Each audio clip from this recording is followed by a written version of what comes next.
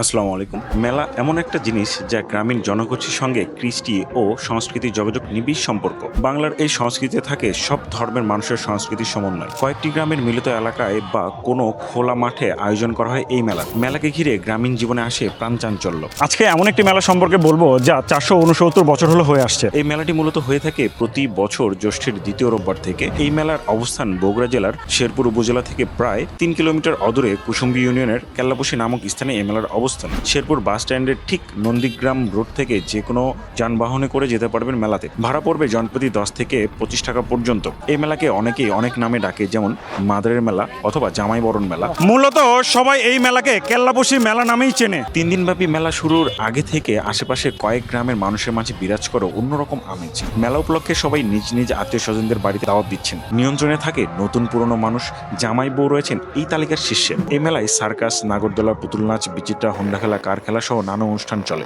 এই মেলার প্রধান আকর্ষণ হলো বিভিন্ন ধরনের কাঠের আসবাবপত্র, মিষ্টি, ফলমূল, নানা জাতের বড় বড় মাছ, কুটির শিল্প সামগ্রী, মহিষ, খাসির মাংস, রকমারি মশলা। এছাড়াও ছোটদের পছন্দের তালিকায় থাকে এখানকার বিভিন্ন বা রং বেরঙের ঘুড়ি, চং, কয়রা, গুড্ডি ও সুতাই মরণাটাই। এখনো নাগরদোলার সব বয়সীদের কাছে প্রধান আকর্ষণ। মেলায় আবার বিভিন্ন ধরনের নাটক বা যাত্রাপালাও আয়োজন করা হয়। গ্রামীণ মৃৎশিল্প ও কারুপণ্যের বিকিকিনি মেলার আরেক আকর্ষণ। এইসব মৃৎশিল্পের মধ্যে শখের হাড়ি, বিভিন্ন ধরনের মাটির পুতুল বেশ জনপ্রিয়। এসব বাদে আরো একটা জিনিস জনপ্রিয়, সেটি হচ্ছে এই মেলার কাদা। মেলাতে ঘুরতে আসছে আর পায়ে কাদা মাখিয়ে এই কথা কেউ বিশ্বাস করবে না। আর এই 3 দিনব্যাপী মেলা চলাকালীন সময়ে হয় ঝড়, না হয় বৃষ্টি হবেই। ঝড় বা বৃষ্টি হলে মেলার আমেজ আরো দ্বিগুণ বেড়ে যায়। তো মেলায় আসার আগে অবশ্যই ছাতা বা রেইনকোট নিতে ভুলবেন না। পায়ে কাদা না মাখতে চাইলে পায়ে পরার জন্য বুট জুতা পরে আসতে পারেন।